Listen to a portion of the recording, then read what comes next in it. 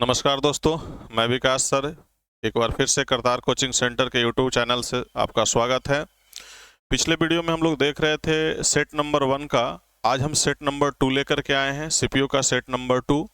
एक क्वेश्चन देखेंगे, आपका एग्ज़ाम जो है 9/11/2022 में हुआ था और वही सेट नंबर 2 यानी कि 2022 में जो है लगभग 7 से 8 सेट का एग्ज़ाम हुआ है। तो 7-8 सेट का हम लोग डिस्कशन बारी बारी से करेंगे। आप अपना जो भी सेट आप देख रहे हैं वो सेट बनाते होंगे। सीपीयू की अगर प्रिपरेशन कर रहे हैं तो सेट बनाने के दरमियान में आपकी जो भी क्वेश्चन में समस्या आता है, आप कमेंट बॉक्स में उस क्वेश्चन के प्रति आप बोलेंगे। अगर वो क्वेश्चन समझ में नहीं आता है, दोबारा उसको डीपली आप समझना चाहते हैं, तो उसका हम वीडियो लेकर के चलते रहेंगे। आप अपने कॉमेंट बॉक्स में ज़रूर भेजें, सेंड करें, लाइक करें, लोगों तक पहुँचाएँ। आप अपना ये वीडियो को देखें और दूसरे को भी बताएँ कि भाई वहाँ की करतार कोचिंग सेंटर का जो वीडियो आ रहा है ना, वो बड़ा आसान तरीके से और लोग तक पहुंच जाए। इसके लिए जो भी समस्याएं हो ना, आप हमसे शेयर करेंगे ताकि लोग इससे लाभान्वित हों, लोग इससे फ़ायदा उठा सकें। सारे बच्चे अपने तैयारी में इसको भी ये कि बहुत शानदार तरीके से भूमिका निभाएं। तो जैसा हो वैसा हम लोग लेकर के चलते रहेंगे। फिलहाल तो हम क्वेश्चन पे आते हैं। कह रहा है क्वेश्चन में, यदि tan x का मान 5 है, जैसे x हो या थीटा हो या अल्फा हो या बीटा हो, कुछ भी दिया हुआ है, इसकी वैल्यू 5 दे रखा है। तो कह रहा है समकोण त्रिभुज में न्यून कोण x के लिए। जब यहाँ पर ये लाइन नहीं बोला होता कि न्यून कोण में, तो हम लोग ट्रायंगल के बेस में नहीं काम करते, हम लोग वैल्यू को दूसरे रूप में लेके चले जाते।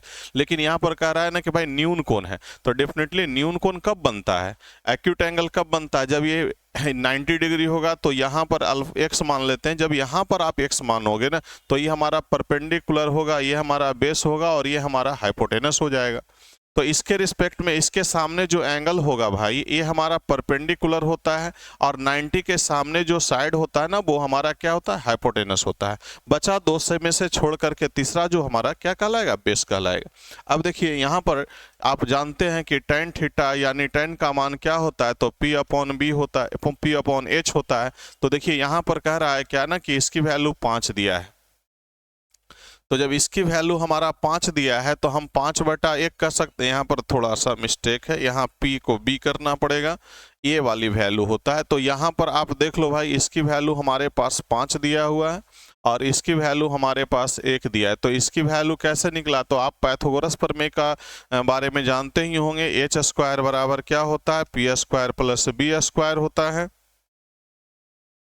तो आप यहाँ पर b² लिखेंगे तो h² की वैल्यू निकालने के लिए 5 का स्क्वायर 25 हो जाएगा, 1 का स्क्वायर 1 हो जाएगा, यानी h की वैल्यू आप फाइंड करोगे सर तो ये 26 आएगा। ये अब टूटने वाला नहीं है, तो हम h का वैल्यू क्या लिख ले हैं, √26। आप यूं ही ऐसे करके भी चीज़ों को देख सकते हैं। इतना कर लिए, यानी परपेंडिकुलर निकल चुका है सर, बेस निकल चुका है, हाइपोटेनस निकल चुका है। अब तो जब भी यहाँ पर जो दिया हुआ है √26 है ना, तो √26 में ऑप्शन कोई ना कोई तो बैठा हुआ होगा ना, तो आपके पास समय उतना नहीं है। आप देख लो मिला करके कि √26 में कोई और ऑप्शन है क्या, तो मात्र और मात्र 26 के बिलोंग्स में एक ही आंसर है, इसी को लगा करके निकल जाते हैं, वो गलती नहीं होगा। लेकिन बच्चे आप अपनी सेटिस्फैक्शन को अगर चेक करना चाहते, भाई हमने सही बनाया गलत बनाया, तो कह रहा है कि sin x में मान बताओ। तो sin थीटा बराबर क्या हो जाएगा, तो sin थीटा बराबर P/H होता है। तो यहाँ पर आप देख चुके हो कि P का मान मेरा 5 है और H का मान हमारा क्या है, √26 है। तो आप ऐसे करके चीज़ों को देख सकते हैं। थोड़ा समय को प्रयास करना है एग्जाम हॉल में बचाने का। कैसे समय बचेगा, छोटी छोटी चीज़ों पर आप ध्यान दोगे ना, तो समय आपका जरूर कुछ ना कुछ बचेगा, फिर रिजल्ट होने की संभावना बढ़ जाता है। तो चले हम लोग नेक्स्ट क्वेश्चन की ओर। कह रहा है कि एक नाव जो है ना 8 घंटे में धारा के दिशा में, यानी कि कौन सा डायरेक्शन है, तो धारा के दिशा में, भाई यहां पर नोट करना पड़ेगा। धारा के डायरेक्शन में, धारा के डायरेक्शन में उसका जो चाल निकाल लेते हैं, तो 104 अपॉन क्या होगा, ये होगा। यानी ये आपका कितना होगा, तो 13 किलोमीटर पर आवर है। और यहाँ पर स्पीड ऑफ बोट कितना दिया हुआ है, स्पीड ऑफ स्ट्रीम जो हमारा दिया हुआ है वो 2 किलोमीटर पर आवर है। अब यहाँ से हम स्टिल वाटर में बोट का स्पीड निकालते हैं। शांत जल में, शांत जल में नाव की चाल फाइंड करते हैं। तो शांत जल में नाव की चाल क्या होगा, तो शांत जल में नाव की चाल 13-2 यानी 11 किलोमीटर पर आवर आएगा सर। अब यहाँ से आप जो है ना 11 किलोमीटर पर आवर तो हो गया शांत जल में, यानी तालाब में नाव को बैठा दोगे, रख दोगे, चलाओगे ना तो कैसे स्पीड से चलेगा? 11 के स्पीड से। हमको विपरीत डायरेक्शन में चलना है भाई, ओपोजिट डायरेक्शन में। तो विपरीत दिशा में नाव की चाल, तो विपरीत डायरेक्शन में अगर नाव को लेके चलेंगे तो शांत जल में से 2 चला जाएगा तो कितना मिलेगा? तो ये 9 किलोमीटर पर आवर मिल जाएगा भाई।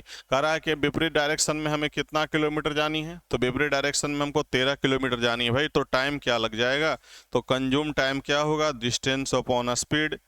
अब देख लो भाई 13 दिया हुआ है तो 9 को 1 से मल्टीप्लाई करेंगे, 9 और 4 क्या हो जाएगा? 13 हो जाएगा, और ये आपका आवर्स में रहेगा। तो चीज़ें बिल्कुल आसान होता है, बस आपको पैनिक निगाहें रखना होगा। 50 क्वेश्चन में भाई कम से कम 2-3 क्वेश्चन ऐसा होगा जो काफ़ी स्ट्रगल करेगा। मेनली वही क्वेश्चन नया होता है, बाकी सब प्रीवियस रहता है। मॉडल थोड़ा बहुत नया चीज़ करता है और भी कुछ नहीं कर सकता है। एसएससी वालों ने ये ठान रखा है भाई कि 2-3 क्वेश्चन नया देना है जिसमें बच्चे परेशान हैं, बाकी क्वेश्चन दे दो यार, कुछ अच्छा बच्चा कर लेगा। और एक्चुअल होता है ना कि बच्चे जो है ना प्रीवियस ईयर पर प्रैक्टिस नहीं करके जाते हैं तो उन लोगों का स्कोर कम चला जाता है। आप देखो यहाँ पर भाई ये वाला देखो, ये कह रहा है ना यहाँ से लेकर के यहाँ पहले हल कर लिया जाए, फिर यहाँ से लेकर के यहाँ को हल किया जाए, यहाँ से यहाँ तक को हल किया जाए। ये डाटा यहाँ तक है सर। आप 72 डिवाइडेड बाई को रहने दिया जाए, ये चीज़ों को आप नहीं चेंज करेंगे। राइट, मल्टीप्लिकेशन यहाँ पर देखो भाई ये कितना हो जाएगा? ये दोनों आपस में जब सब्सट्रैक्ट करेगा ना तो क्या मिलेगा? 8 मिलेगा, और 2 से जब इसको भाग लगाएंगे तो क्या मिलेगा सर? 4 मिलेगा। यहाँ पर लार्ज कॉस्ट का प्रयोग किया गया और हमारे पास 4 मिला। सर प्लस का साइन है, प्लस लगा दो भाई। यहाँ पर आ जाओ भाई, ये दोनों को आपस में जब सब्सट्रैक्ट करते हैं ना तो 5 मिलता है। सर ये 15 मिलेगा, 60 है भाई, तो 25 मिल जाएगा। तो ये आपका 25 रहेगा, और 25 को 5 से भाग लगाओगे तो कितना आएगा? 60 और 85 है, तो 60 को 85 में से 60 को घटाएंगे ना तो 25 आ जाएगा। तो 25 को 5 से भाग लगाइएगा, कितना मिलेगा? तो +5 आएगा। फिर यहाँ माइनस का साइन यूज किया गया है, यहाँ पर दोनों को घटा देंगे तो 19 1 20 यानी 9 मिलेगा सर। और 9 है और डिवाइडेड बाई 3 है, तो इसका वैल्यू क्या आ जाएगा? तो 3 आ जाएगा। देख लो बच्चे यहाँ पर कैसे चीज़ें आसान हो रहा है। तो 72/8 है, गुना का साइन है। पहले इस कोस्ट वाले को कैलकुलेट कर लिए। भेनरा बोर्ड मास का जो फॉर्मूला होता है, रूल होता है, उसमें सबसे पहले कहा जाता है कि ब्रैकेट वाले को डील करेंगे। तो ब्रैकेट वाले को हम लोग डील कर रहे हैं ना, तो 5 4 9 में से 3 चला गया तो क्या मिलेगा? 6 मिलेगा। अब हमारे पास क्या ना, डिवीजन है और मल्टीप्लिकेशन है। तो डिवीजन और मल्टीप्लिकेशन में पहले किसका हल होना चाहिए? तो डिवीजन का होना चाहिए, क्योंकि बोर्ड मास आप देख रहे हैं ना BODMAS होता है। तब बी को ब्रैकेट हो गया, ऑफ तो नहीं है। ये दोनों चीज़ें हमारे पास था, ब्रैकेट वाले को हम कैलकुलेट कर लिए, ऑफ तो है ही नहीं। अब किसका हल होगा? डिवीजन का आफ्टर डन मल्टीप्लिकेशन का। तो ये दोनों को जब आप डिवीजन करोगे ना तो कितना मिलने वाला है? ये 9 मिलेगा, और 9 को 6 से गुना करेंगे तो क्या आएगा? 54। 9 6 जो होता है ना 54 होता है। तो आपका आंसर 54 में चला जाएगा। चलो भाई नेक्स्ट क्वेश्चन को देखते हैं।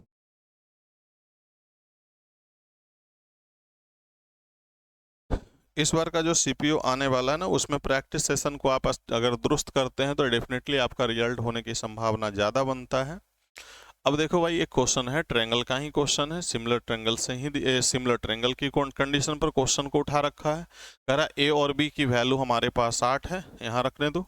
ए सी की वैल्यू हमारे पास भाई यहाँ से लेकर के चीज़ें यहाँ पर 17 दिया हुआ है। फिर कह रहा एडी की लंबाई क्या होगी, मतलब ए वाली वैल्यू पूछा गया है। अब तो सबसे पहले ये देखना है ट्रिपलेट कंडीशन पे इसकी वैल्यू कितना मिलेगा। तो ट्रिपलेट कंडीशन पे चलाओगे ना तो ये 17 है, ये 8 है, तो इसका वैल्यू जो आएगा ना सर वो 15 रहेगा। अब देखो भाई यहाँ पर एक फॉर्मूला के रूप में हम इस्तेमाल करते हैं, triangle ABC and triangle A या 90 बना ना, तो ए ट्रायंगल पूरा ABC और ADB जो है ना सिमिलर ट्रायंगल होगा। तो सिमिलर ट्रायंगल होगा तो सिमिलर ट्रायंगल में क्या होता है, भुजाओं का जो रेशियो जो होता है, संगत भुजाओं का जो अनुपात होता है ना, वो बराबर होता है। तो हम ट्रायंगल ABC और ट्रायंगल ADB में कह रहे हैं क्या कि वो सिमिलर ट्रायंगल है, तो क्या कंडीशन बनेगा, तो कंडीशन बनेगा AB अपॉन AC। देखना भाई, यहाँ पर सिमिलर ट्रायंगल का कंडीशन है, अगर सिमिलर ट्रायंगल नहीं होता तो ये चीजें नहीं हो पाता। तो सिमिलर ट्रायंगल का कंडीशन है, तो AB अपॉन AC। यहाँ पर क्या होगा, तो यहाँ पर आपका हो जाएगा AD अपॉन AB। अब देखो भाई, हमारे पास वैल्यू AB का कितना दिया है ना, 8 दिया है, AC की वैल्यू कितना दिया है, 17 दिया है। AD का मान हमें फाइंड करना है, और AB का मान कितना है भाई, तो AB का मान 8 दिया है। तो हम लिख सकते हैं ना 17 AD इक्वल टू 64, यानी AD का मान फाइंड करोगे सर 64 अपॉन 17 हो जाएगा, यानी 64/17। 64/17 को आप देखिए, ऑप्शन जो है ना सर डेसिमल में दिया हुआ है, तो डेसिमल में इसको लाना है। 17 तिया 51, यानी 17 चौ 68 हो जाता है। ज़्यादा आ जाएगा ना तो 3 दशमलव में ही चलाएगा, तो आप 3 दशमलव के आप पॉइंट में ये देख लेंगे, आप यहाँ पर ही काम कर लेंगे, क्योंकि 64 अपॉन 17 है, तो 17 का टेबल 3 टाइम्स पढ़ते हैं ना, तो 51 ही आता है। और यहाँ पर जो दिया हो ना 60, अगर हम 4 टाइम्स पढ़ते हैं ना 68 चला जाएगा, और ये है 64 ही, तो 8 टाइम्स में तो ये काम कर नहीं पाएगा, तो नहीं करेगा। तो हम लोग डेसिमल के यहाँ पर 3 पॉइंट समथिंग में ही इसको आंसर लगा देते हैं, राइट। तो बड़ा प्यारा क्वेश्चन है। ऐसा 4-5 इसका रूल होता है, अगर वो बेसिक से चीज़ों को आप पढ़ लेते हैं ना, इस पर आधारित जो है ना 5 रूल आता है। पांचों रूल को अगर आप देख लेते हैं ना, तो कोई भी क्वेश्चन इसे सिमिलर राइट एंगल ट्रायंगल से छूटने वाला नहीं। अगर ये चीज़ों को आपको पढ़ना है, जानना है, समझना है, तो आप अपने कॉमेंट बॉक्स में लिखेंगे, फिर हम लोग उस पर भी एक वीडियो बना करके आपको दे देंगे, तो आप ये सारे ट्रायंगल के रिलेटेड जितनी भी परेशानियाँ ना वो कंप्लीट हो जाएगा आपको। चलो नेक्स्ट कह रहा है क्या, 2 ट्रेन है, वो 7 AM पर दिल्ली और पूना से क्रमशः इतना और इतना किलोमीटर घंटे की चाल से चल रहा है। भाई ऐसा करते हैं ना कि हम लोग एक यहाँ पर फिक्स कर लेते हैं, भाई देखो दिल्ली यहाँ पर है, और यहाँ से लेकर के ये डिस्टेंस जो है ना पुणे का डिस्टेंस है, राइट। अब कह रहा है क्या, एक बंदा जो है ना एक ट्रेन इधर से भागती है, कितने बजे भाग रही है भाई, तो ये ट्रेन चलती है सुबह 00 AM में भाग रही है, और यहाँ से ये ट्रेन भी जो है ना पुणे से जो ट्रेन खुलती है ना, वो भी कैसे भाग रही है ना 7:00 AM में। मतलब भाई ऐसा हो रहा है ना कि वहां से एक तुम चलो 7 बजे, और यहाँ से हम चलेंगे 7 में, और बीच में कहीं ना कहीं एक दूसरे से मिलेंगे, तो वो मीटिंग पॉइंट आपको दिया रहता है। मीटिंग पॉइंट इस प्रश्न में दिया हुआ है 3:30 PM में हम लोग दोनों एक दूसरे से मिलेंगे। फर्स्ट वाले का रफ्तार क्या है, तो फर्स्ट वाले का रफ्तार 85 km/h है, और सेकंड जो पुणे से खुलने वाली रेलगाड़ी है ना, मान लो ये कोई ऐसी ट्रेन हो जो यहाँ से खुलती है ना, तो इसका वंदे भारत को मान लो, तो ये खुल रही है, थोड़ा सा वंदे भारत का क्या ना, क्या स्पीड थोड़ा ज़्यादा है, इसलिए हम इसको वंदे भारत नहीं मान सकते हैं, इसको कोई लोकल ट्रेन ही मानना पड़ेगा। वो सरकार जो चलाई है ना, उसका रफ्तार बड़ा काफ़ी किफ़ायती है, बड़ा मज़ा आता है चढ़ने में। अगर कभी आपको मौका मिले तो ज़रूर चढ़ना भाई, बड़ा लग्जरियस चीज़ें हैं।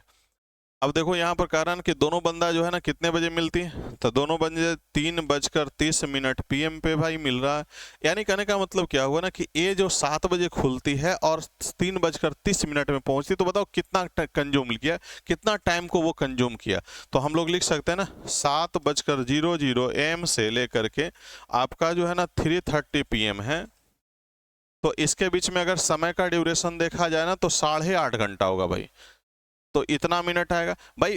ट्रेन जो दिल्ली से खुली है ना, जो ट्रेन दिल्ली से खुली है वो 8.5 घंटा ले रही है, और जो पुणे से खुल रही है ना वो भी 8.5 घंटा ले, क्योंकि दोनों का खुलने का जो समय ना सर सेम है।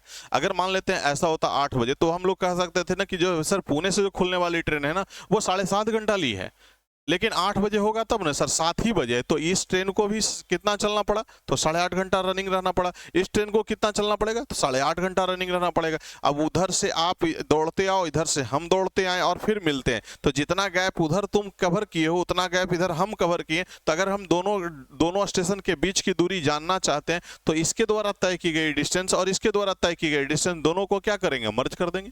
तो भाई इस ट्रेन को कितना भागना होगा, तो इस ट्रेन को भागना होगा 8.5 घंटा। तो यहां पर लिख लो 85 गुना 17/2, और यहां पर कितना इसको चलना होगा 67 × 17/2। अब ये हमारा क्या निकल जाएगा, तो ये हमारा निकल जाएगा थोड़ा यहाँ से इसको हटा देते हैं, स्पष्ट आपको दिख नहीं रहा होगा। ये सब क्वेश्चन शानदार होता है। यहाँ पर देखो भाई, ये ट्रेन को फर्स्ट वाले जो दिल्ली से खुली है, दिल्ली से खुलती है ना, इसको 7.5 घंटा चलना पड़ रहा है, और ये वाली ट्रेन को भी 7.5 घंटा चलना पड़ रहा है। यहाँ पर आप कैलकुलेशन को फास्ट करने के लिए क्या करो ना, दोनों को ये कॉमन, एक 17/2 को कॉमन कर लो सर। तो यहाँ पर क्या मिलने वाला, 85 और प्लस क्या 67।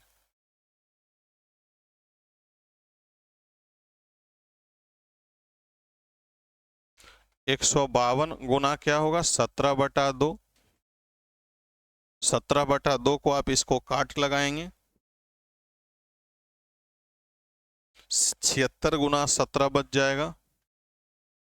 76 गुना 17 का मतलब क्या हो गया, 7×42, जिसके लास्ट में 2 बैठा हुआ होगा। तो यह लास्ट में 2 बैठने वाला यहाँ पर डाटा, बाकी को चीज़ों को क्यों कैलकुलेट करना है। अब इसको मल्टीप्लाई करने का लफड़ा रखोगे तो काफ़ी समय लगेगा, और वही समय को बचाने की आदत हम धीरे धीरे डाल देते हैं ना। आप प्रत्येक वीडियो में देखेंगे ना, ऐसा हम बार बार करते हैं ना, पूरे गुना को बुरा नहीं करते। हाँ, अगर मान लीजिए कि किसी के अन्य में भी 2 का यूनिट डिजिट में बैठा होता ना, तो हम लोग चीज़ों को और मतलब एक स्टेप बढ़ाते। लेकिन यहाँ पर क्या है ना कि 7 गुना 6 आया, तो 7 गुना 6 42 होगा, 42 का यूनिट वाला डिजिट 2 होगा। डेफिनेटली आप लगा दो आंसर, फिर चीज़ें आपको आसान दिखाई पड़ जाएगा। चलो भाई अगले क्वेश्चन को देखते हैं।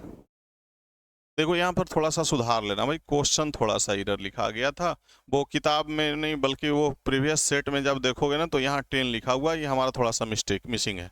चलो देखो यहाँ पर आप जानते ही होंगे कि a + b और +c का फॉर्मूला क्या होता है। तो ये फॉर्मूला होता है a² + b² plus c²। c², ये बचपन में चीज़ें सब बच्चे लोग पढ़ लिए थे, आज भी थोड़ा सा, लेकिन कुछ बच्चे ऐसे हैं भाई अभी भी जिनको ये चीज़ें याद नहीं होता है। भाई आपको चीज़ें क्यों नहीं याद होता है, कोई भी फॉर्मूला क्यों नहीं याद होता है, क्योंकि आप प्रैक्टिस नहीं करते हैं। अगर आप बच्चे प्रैक्टिस करते हैं, रेगुलर फॉर्मूले का इस्तेमाल करते करते रहेंगे ना, जैसे बच्चे लोग बोलते हैं सर मेंसुरेशन में तो बहुत ज़्यादा फॉर्मूला याद रखना पड़ता है। एक्चुअल में ज़्यादा फॉर्मूला है नहीं, आप फॉर्मूला बनाते हो इसलिए फॉर्मूला बनता है ना। आप रेशियो बेस्ड से पढ़ लो ना हमसे, तो रेशियो बेस्ड में फॉर्मूला है कहाँ। लेकिन कुछ कुछ जगह पर फॉर्मूले के इस्तेमाल है सर, तो फॉर्मूला को कैसे हम लोग रटेंगे, तो फॉर्मूले को बार बार जो है ना कॉपी पर अपना लिखना पड़ता है, बार बार उसको देखते रहिए। कुछ नहीं होता है ना, तो आप अपना मोबाइल के स्क्रीन पे क्या करेंगे ना, फोटो एक लगा लेंगे फॉर्मूला का फोटो लगा करके आराम से देखते रहेंगे। जब मोबाइल खोलेंगे तो हमें क्या दिखाई पड़ेगा, फॉर्मूला। भाई ये फॉर्मूला है, घन का आयतन क्या होता है, तो कोण का आयतन क्या होता है, स्फीयर का क्या होता है, हेमिस्फीयर क्या होता है। तो चीज़ें दिखते दिखते क्या होता है ना, आसान हो जाता है। और जब तक ये प्रक्रिया आप नहीं करेंगे तो आपको याद होना थोड़ा सा मुश्किल तो लगेगा। तो याद करने का यही सब थोड़ा थोड़ा टेक्निक है भाई। अब देखो हमारे पास इसकी वैल्यू दिया हुआ है, इसकी वैल्यू इतनी दी है। यहाँ पर देख लो भाई, इसकी वैल्यू भी दिया हुआ है, कितना, इतना दिया हुआ है। तो हमसे पूछ क्या रहा है, ये वैल्यू पूछा है। तो हम यहाँ पर ऐसा करते हैं ना, 48 फिक्स कर लेते हैं, और 2 × क्या AB है, प्लस BC है, और प्लस CA, राइट। तो ये आपका 100 हो जाएगा, -48 बराबर 2 × AB प्लस BC और प्लस CA होता है भाई। तो ये आपका 52 हो गया अपॉन 2, यानी 26 मिलेगा आंसर। 26 आपका है, बिल्कुल है सर।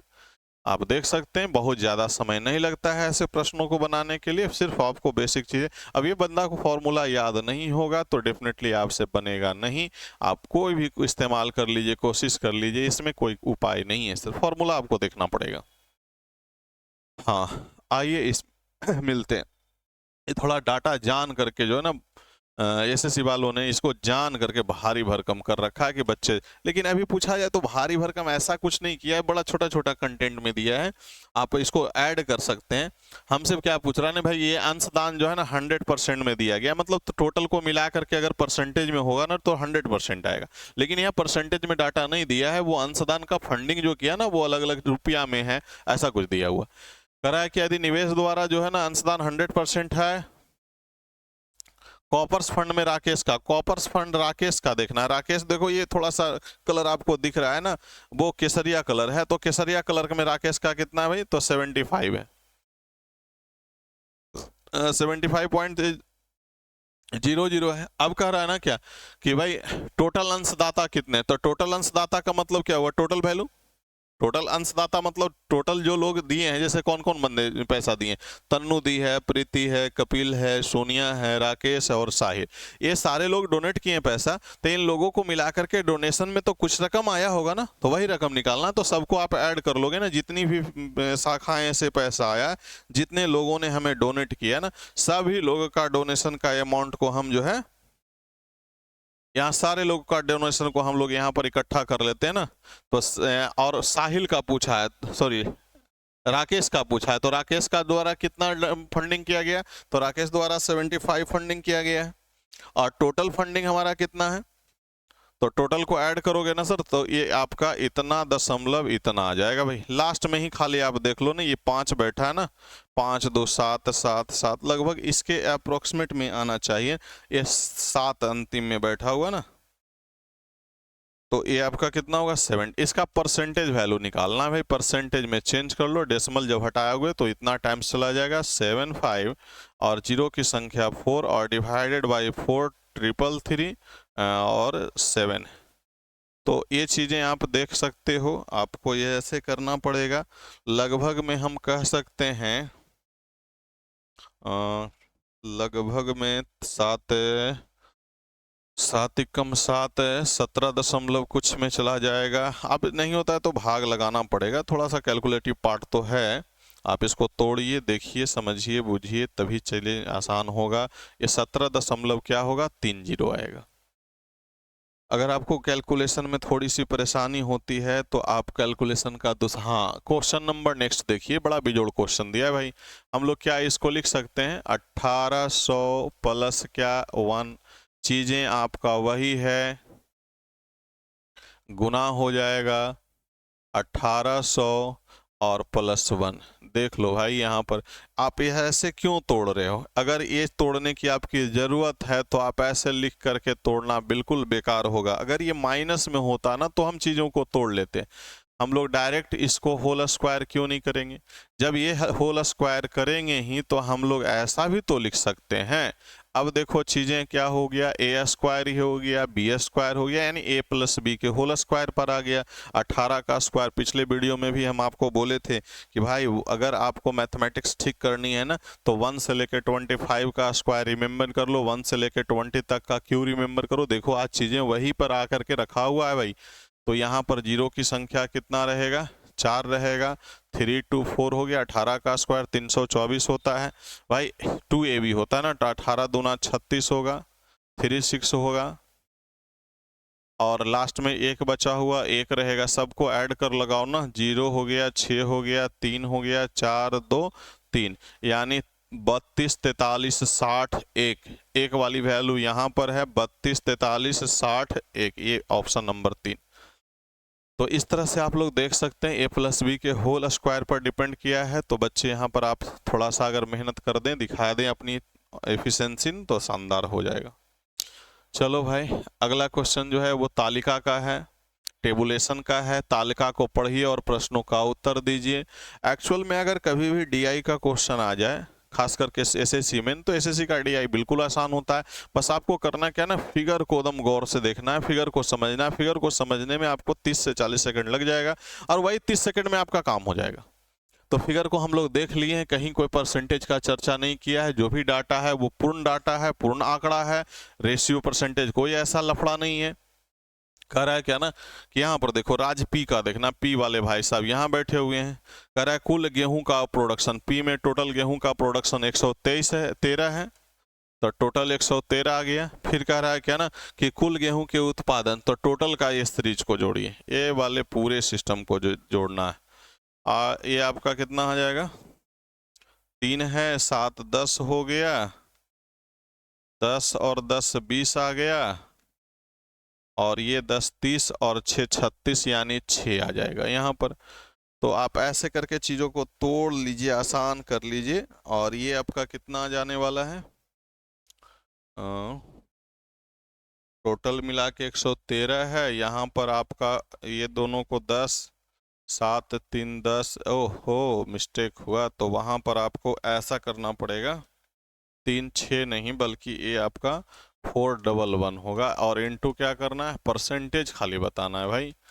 तो 11300 अपॉन 411, सॉरी 111 नहीं 11, ये चीज़ें आपके पास आकर के रखा जाएगा। तो जब ये चीज़ें रखाएगा तो आप क्या लिखोगे इसका आंसर, तो आप इसको कैलकुलेशन करो, थोड़ा स्पीड बढ़ाओ, तो आपका 27 दशमलव समथिंग में जाएगा। ऑप्शन थोड़ा नीचे चला गया है, कोई बात नहीं, लगभग यहाँ पर ऑप्शन सुधार लीजिएगा, ये 27.50 होगा, यही आपका आंसर आ जाएगा। ये आपका कितना दिया हुआ है, तो 33.50 दिया हुआ है। और थोड़ा सा स्क्रीन मतलब बड़ा क्वेश्चन होने के कारण नहीं दिखाई पड़ा। चलो ठीक है।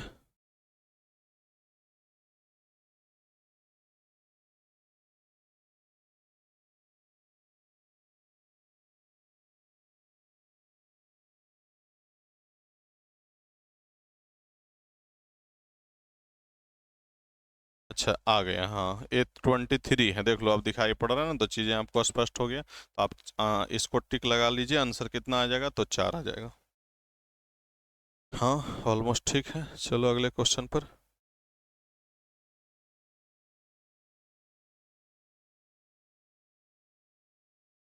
पिछले वीडियो में आप देखे होंगे ना, तो एक क्वेश्चन चोर पुलिस का वहां भी था, पिछले वीडियो में भी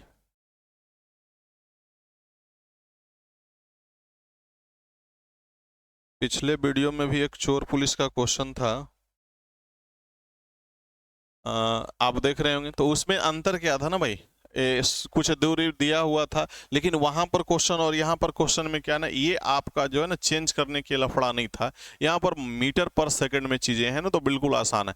आप देख लो ना, पुलिस चोर से कितना आगे पीछे है, तो ये 150 है, मीटर में ही है। यहाँ पर दोनों के बीच में डिफरेंसेस कितने का है, 2 का है। हमको चोर वाला पकड़ना है भाई, पुलिस वाला नहीं पकड़ना है, हमको चोर वाला चीजों को लेना है। भाई चोर कैसे भाग रहा है, तो चोर भाग रहा है 5 की रफ्तार से, ये आपका कितना होगा, तो 75 होगा। आप जितना चोर भागेगा सर, पुलिस उसको उतना ही भागे ना। ऐसा नहीं होता है कि चोर जो है 10 किलोमीटर भाग गया, बीच में नाश्ता करेगा, भाई नाश्ता पानी कर लो फिर भागना शुरू करेंगे। पुलिस भी आ रहा है तो नाश्ता पानी करेगा, यार चोर नाश्ता किया होगा तो बीच में हम भी 2 घंटा बैठ जाते नाश्ता पानी, ऐसा नहीं होता है।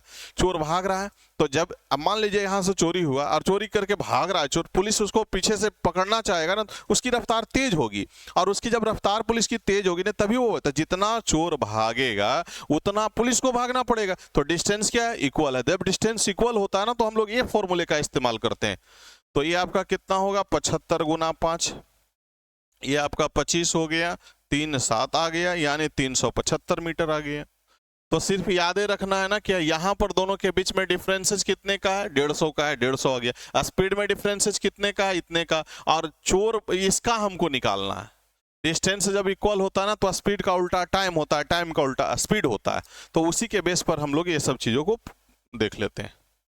पिछले वीडियो में को जरूर देखिएगा आप, उसका क्वेश्चन अगर आपके पास होगा तो उसको भी देखिए और इसको देखिए, दोनों एकदम सेम क्वेश्चन है भाई। एक सेट में जैसा क्वेश्चन पूछा ना, बार बार उसी सेट को रिपीट करता है, सिर्फ क्या करता है ना, लॉजिक चेंज करता है, डाटा चेंज करता है, टाइप वही रखता है भाई। तो आप ये चीज को ध्यान रखिए। एसएससी वालों ने क्या करता है, अगर 9 सेट में एग्जाम लिया ना, तो 9 सेट का क्वेश्चन का पैटर्न सेम रहेगा। फर्स्ट पैटर्न को पकड़ लो, चीजों को पढ़ लो, देख के चले जाओ। अगर मान ले फर्स्ट दिन ही आपका एग्जाम है, तब तो आप कुछ नहीं कर सकते, लेकिन सेकंड और थर्ड फोर्थ अगर शिफ्ट में एग्जाम है ना, तो फर्स्ट शिफ्ट का क्वेश्चन अगर तुमको दिखाई पड़ जाए, मिल जाए ना, तो आप चीजें आसान करते हैं। अगर नहीं मिलता है तो आपके मित्र लोग होंगे, दोस्त जो भी लोग होंगे ना, वो एग्जाम दे करके आते हैं, उनसे मिलिए भाई, कैसा कैसा क्वेश्चन था, किस टाइप का क्वेश्चन था, मैं तुम्हें बताओ कौन कौन सा चैप्टर से टच किया, बस वही चैप्टर को थोड़ा सा ध्यान। अब बच्चे एग्जाम दे करके आते हैं तो कुछ ना कुछ उनको मेमोरी में होती है, वो मेमोरी को अपना शेयर कर लेंगे, भाई देख लो ऐसे ऐसे बात है, नहीं है तो फोन लगा के पता कर लो ना भाई, तुम्हारा एग्जाम कब है, मेरा कब है, और चीजों को स्पष्ट कर लोगे ना, तो टाइप तुमको पकड़ा जाएगा, फिर आसान हो जाएगा। चलो भाई अगले क्वेश्चन को देखते हैं क्या कह रहा है मेरा नया क्वेश्चन। तो ये देख लो भाई, यहाँ पर आपको कह रहा है ना ये नंबर 88 से डिविजिबल। अब 88 का मतलब क्या होता है? 8 और 11 से। अगर क्रम की व्यवस्था बदल दिया जाए तो नंबर 11 से डिविजिबल हो सकता है या ना भी हो सकता है। ये हम नहीं कह सकते हैं कि हो ही जाएगा डिविजिबल। तो अगर क्रम व्यवस्था बदलने की बात अगर हो गया तो क्रम व्यवस्था बदलने पर डिजिट जो है वो अपना सीक्वेंस बदलेगा। तो डिजिट अपना सीक्वेंस बदलेगा तो वो कोई जरूरी नहीं है कि सारा नंबर जो है हाँ, वो कंडीशन कब होता है? अगर 3 का होता, अगर 9 का होता तो वो कंडीशन अप्लाइड होता। लेकिन 3 से डिविजिबल और 9 से डिविजिबल की कंडीशन नहीं है भाई। यहां पर 11 का डिविजिबल है, तो 11 के डिविजिबल में डाटा को जब हम चेंज करते हैं, डिजिट को हम जब उलट पुलट करते हैं, तो डेफिनेटली वो नंबर जो होता है 11 से डिविजिबल होने की कोई गारंटी नहीं है। Can be possible, not possible, दोनों चीजें हो सकता है। अब यहां पर कारण है इसे असेंडिंग ऑर्डर में रख दो। आरोही क्रम का मतलब असेंडिंग ऑर्डर होता है, छोटा से बड़ा की ओर चलो। तो अगर 2 बैठा भाई, 2 के बाद कौन है? 4 है, इसके बाद कौन है? 5 है, 5 के बाद कौन है? 6 है, 6 के बाद कौन है? अब देख लो भाई, ये नंबर को अगर अल्टरनेट सम निकालते हैं ना तो क्या आएगा? 9 और 5 14 और 2 16, 16 और 6 4 10, ये 11 से डिविजिबल नहीं भाई। तो नंबर को हम अभी बात कर रहे थे ना कि जब इंटरचेंज ऑफ डिजिट करते हैं तो चीजें बिल्कुल स्पष्ट नहीं होता है कि वो 11 से डिविजिबल हो। अब तो 11 से डिविजिबल नहीं है तो ये ऑप्शन नहीं होगा, ये नहीं होगा, ये नहीं होगा। तो अब मेरे पास एक बचा है, आंख बंद करके मार लो भाई, हो गया चीजें आसान। अगर वो भी आपको बिलीव नहीं तो आप पूरे नंबर का सम निकाल लो ना। 9 6 15 5 20 और 4 24 और 2 9 6 15 5 20 और 20 और 4 24 26।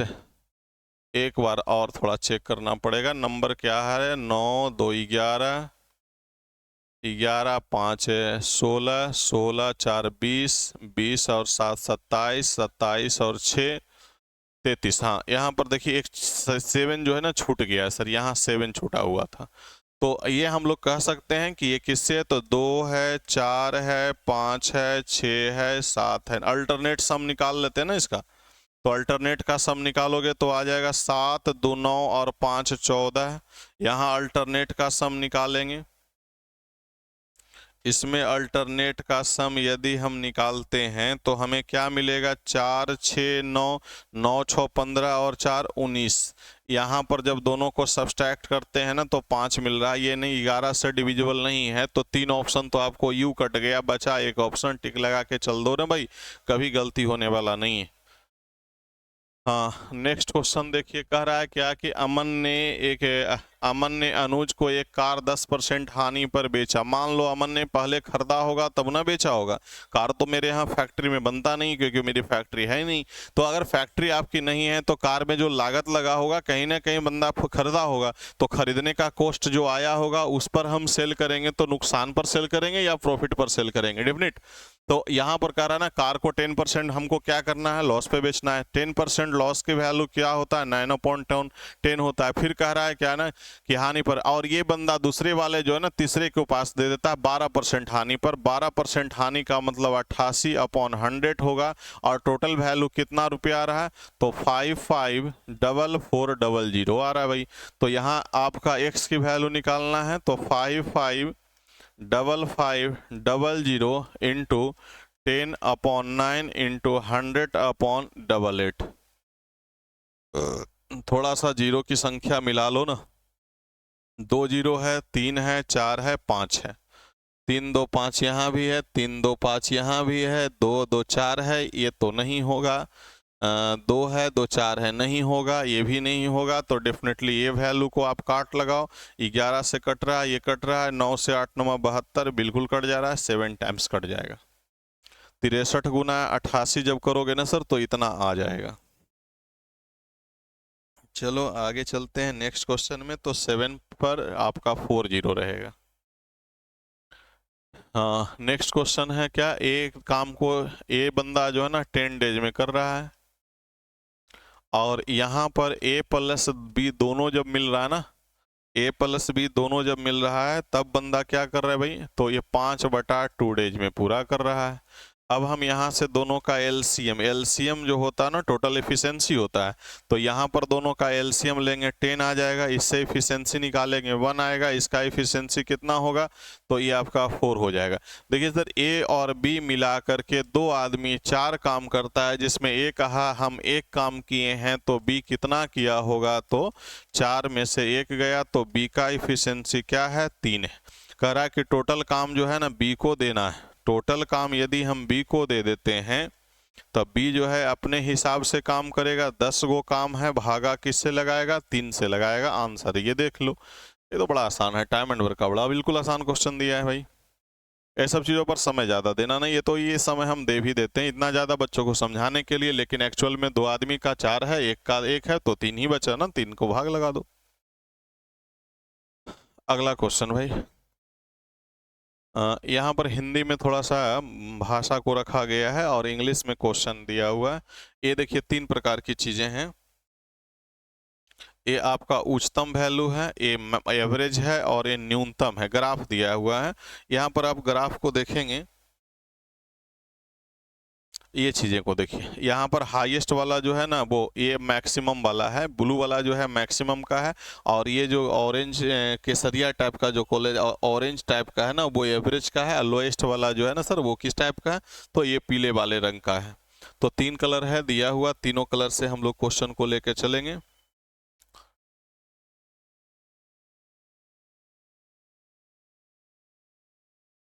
अब देखो यहाँ पर तीनों कलर के लेकर के चलना है हमको, तीनों कलर से क्वेश्चन नहीं किया गया है। क्वेश्चन हमारा क्या है वो हम अगले स्लाइड में देखेंगे, पहले इसको आप नोट कर लीजिएगा। स्लाइड नंबर इसमें आपका नहीं आए क्वेश्चन, क्वेश्चन अगले स्लाइड में आएगा। हाँ, यहाँ पर देखिए कह रहा है कि लेखा और अकाउंट, लेखा और व्यवसाय, व्यवसाय का मतलब होता है बिजनेस, और यहाँ पर एक साथ मिलकर के उच्चतम अंक अथवा इकोनॉमिक्स और अंग्रेजी, हमको किसका किसका कैलकुलेट करना है, अकाउंट वाले को कैलकुलेट करना है, और इसका क्या करना, मैनेजमेंट वाले को कैलकुलेट करना है, उसके बाद क्या है इकोनॉमिक्स और इंग्लिश को कैलकुलेट करना है। फिर से हमें वहीं आना पड़ेगा, तो हमें क्या करना है, अकाउंट वाले का कैलकुलेशन करना है, बिजनेस वाले का, तो कैलकुलेशन इसका कितना है, ये थोड़ा दिखने में आपको 96 है, ये भी 96 है, तो यहाँ पर आप 96 और प्लस क्या करेंगे 96 करेंगे। ये हमें कह रहा है ना कि अकाउंट वाले सेक्शन में और बिजनेस वाले सेक्शन में मैक्सिमम वैल्यू क्या है, उच्चतम। जैसे कि हम बताएं कि हाईएस्ट वाला जो है ना ब्लू कलर का दिया हुआ, तो ये 96 हो जाएगा। अब कह रहा है क्या, इकोनॉमिक्स है और अंग्रेजी है, तो इकोनॉमिक्स और अंग्रेजी में आना पड़ेगा। तो इकोनॉमिक्स और अंग्रेजी यानी कि यहाँ पर इकोनॉमिक्स है, इसका भी मैक्सिमम ही लेना है, तो ये मैक्सिमम कितना 100 है और इसका भी 100 है, यानी 100 यहाँ भी रखा और यहाँ भी 100 रखा, तो ये क्या हो गया 200 हो गया। अब क्या पूछ रहा है, तो एक का आ गया भाई 192 और दूसरे का क्या आ गया 100 आ गया, तो एक का है 192, फर्स्ट वाले का 192 है और सेकंड वाले का क्या है तो 200 है। भाई इससे तो ये ज़्यादा ही है, कितना ज़्यादा 8 ज़्यादा, यानी फर्स्ट ये दोनों की वैल्यू को देखा गया ना तो ये दोनों की वैल्यू 192 आया और ये दोनों की वैल्यू को देखा गया ना 200 आ गया, तो ये इकोनॉमिक्स वाला और अंग्रेजी वाला का जो सम आया ना वो ज़्यादा आया, किससे, तो लेखा और व्यवसाय वाले से। तो यहाँ पर आपको देखना है, कह रहा है दोनों चीज़ें पूछा है कि कौन ज़्यादा है और कितना ज़्यादा है, तो 8 ज़्यादा है, डेफिनेटली 8 वाला आंसर होगा, या तो ये लगाएंगे या तो ये लगाएंगे। तो लेखा और व्यवसाय अध्ययन का तो ज्यादा नहीं हो सकता है ना, कि वो तो कम है, तो ये नहीं होगा, तो आप इसको टिक कर लेंगे। चलें नेक्स्ट क्वेश्चन की।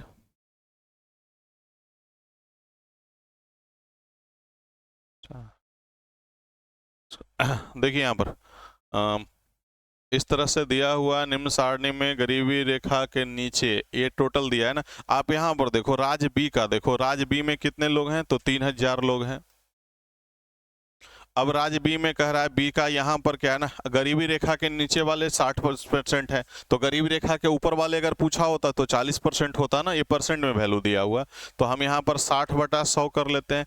अब हमसे पूछ रहा है क्या कि राज्य बी में गरीबी रेखा के नीचे वाले लड़कियों की संख्या, ये जो रेशियो दिया है ना गरीबी रेखा के नीचे है और ये क्या है एबव। अब तुम यहाँ पर थोड़ा सा देख सकते हो सर कि भाई गरीबी रेखा के नीचे वाले का परसेंटेज दिया, गरीबी रेखा के ऊपर वाले, तो ये कॉमन सेंस दौड़ाना पड़ेगा। अगर 60% गरीबी रेखा के नीचे है तो 40% क्या होंगे, ऊपर होंगे। तो ये चीजें आपको समझना होगा, यही इसमें मेन चीज है।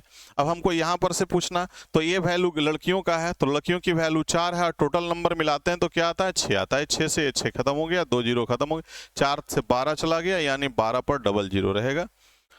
तो हम आज यहीं तक रखेंगे, फिर अगले वीडियो में इससे आगे प्रश्न को लेकर के चलेंगे। ओके।